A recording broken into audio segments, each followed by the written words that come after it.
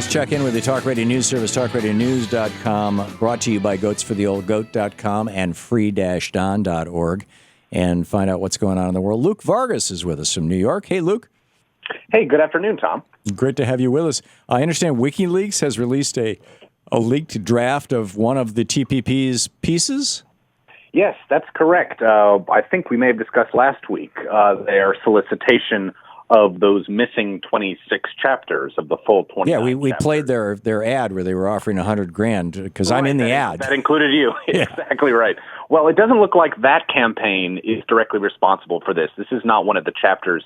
What was released today is the Healthcare Transparency Annex. I mean, every document we learn about sort of makes us realize these negotiations are even bigger than we thought previously. There are all these sort of underlying annexes that cover a range. What's an annex?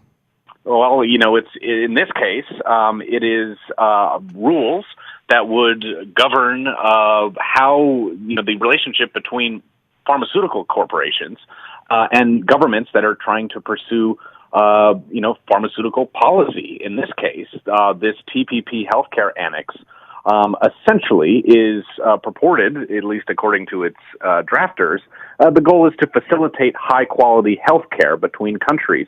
But in fact, public health experts who have weighed in on this already, and of course they are on the WikiLeaks website, so they, one can guess they are outspoken critics of this, but they contend this just hands pharmaceutical corporations the power that we've seen, let's say, tobacco companies wield in these kind of free trade talks, where they're now suing national governments over anti-smoking campaigns. In this case, right. Dr. Deborah Gleason, who is a public health analyst in Australia, says this is going to specify the operation of countries' schemes for subsidizing pharmaceuticals with the aim of giving corporations basically more of an ability to push back. In this case, it would be if a country has decided that certain drugs should be subsidized or given away in line with their own national policies, corporations could protest that, they could challenge it, and it could have implications across all of these 12 countries. So again, I haven't had the time to dig into this